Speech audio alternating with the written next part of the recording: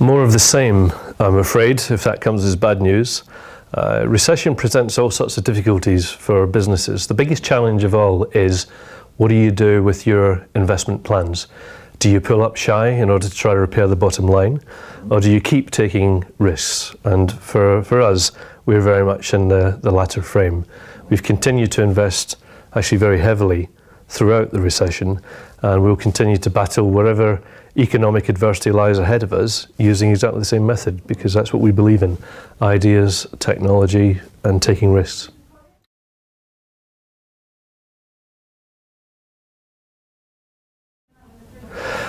I think the biggest challenge that we have is, can we actually cope with the rates of growth that we're experiencing? Because that sounds like a wonderful problem to have, but it's a very real issue. We've had to ramp up the number of hires we have, for example, in research, design and development. We've announced that recently. We're looking to double the number of engineers that we hire to work in Malmesbury, for example, from 350 to 700. That sounds easy. It isn't, because we need them all to be of a high calibre and to come out of university with the right kind of qualifications. I think our biggest challenge is, without those people, we can't turn our raw inventions into technology and into machines.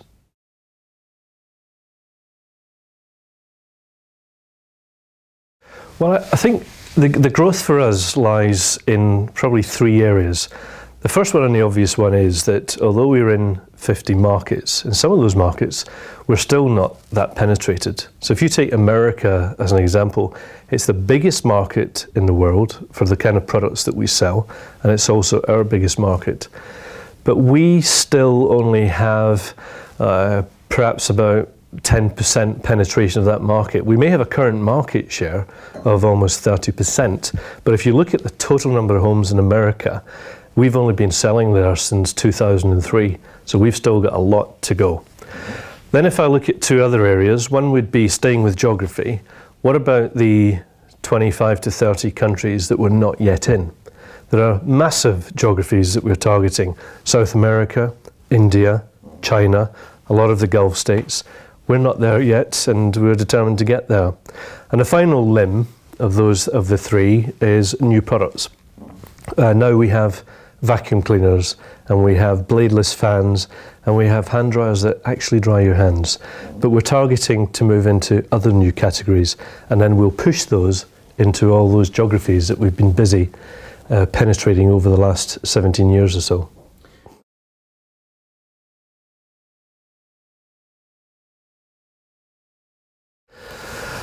I think a lot of it is just a gritty determination to uncover and recognise great ideas, and then when those ideas emerge, really back them. Don't just talk it, really do it. Be prepared to put up the risk capital in order to bring those ideas through to fruition, and believe in them.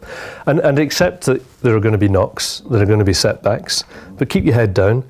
If you believe in it, follow your instincts, go for it. I think that's really been our secret of success. We've actually been really focused. We've had some incredible ideas, and we've driven them very, very hard and very successfully.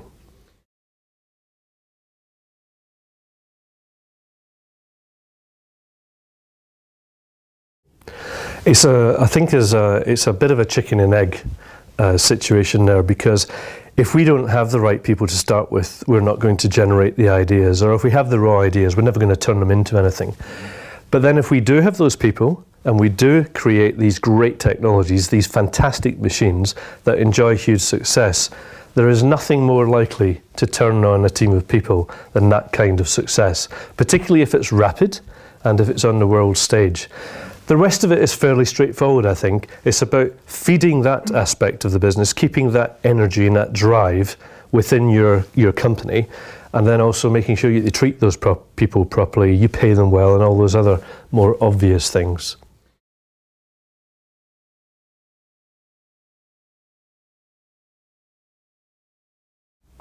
The core competence of Dyson, that I think is probably the toughest question you've asked me. It's very difficult to define. We are, as I've said, we're about invention. In fact, we don't even use the word innovation, although I know that is a word that you use a lot here. For us, we flip it and we call it invention.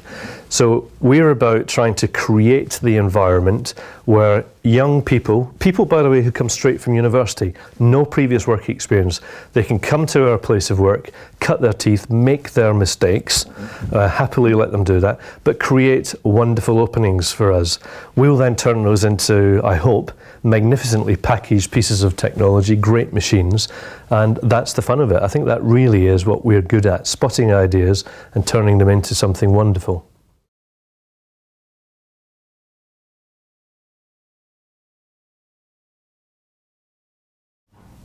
Well, I'm fortunate because I work in an environment where the philosophy is defined by other people and other things around me, starting with James Dyson, who was the inspiration for everything that we do. But now, of course, it's much, much greater than James. Now there are 2,750 of us worldwide. But we all sign up to the same deal. And the deal is that we're going to come out with products which work differently and better than other people. And all of our focus is going to be on that. So for me, when I look at my leadership team, I'm looking for them to be completely into the detail of that, completely signed up to it, that is what they say every time they're talking in every encounter with our people, and that they show enormous enthusiasm for it, totally focused on it. If I get that from my leaders, I can put up a lot of the other stuff that maybe isn't so good, as long as we've got that, because that's the drive that holds us all together.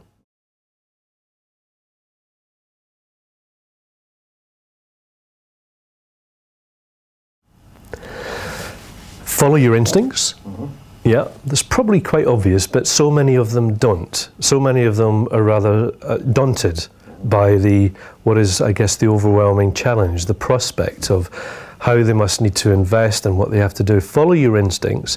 Be ready for things to go totally wrong, which they will. Don't expect any help from the market you're going into, particularly not your competitors, because they will do absolutely everything they can to thwart you. Unless, of course, your idea is no good in the first place, in which case you're likely to have an easy time, but not a very good time as a business.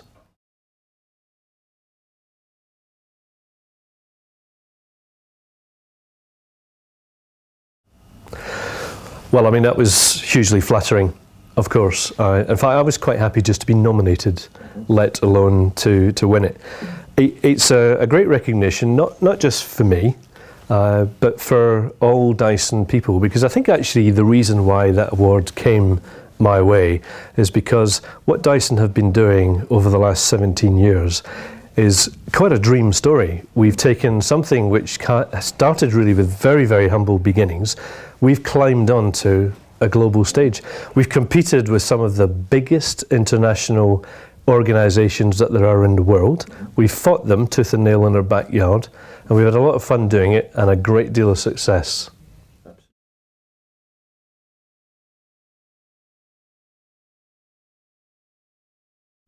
No, I wanted to be an actor.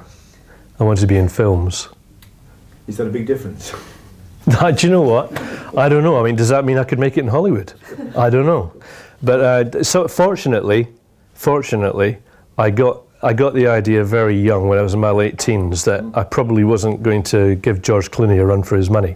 So I found myself weaving into the business world instead. And I'm very pleased that I made that decision.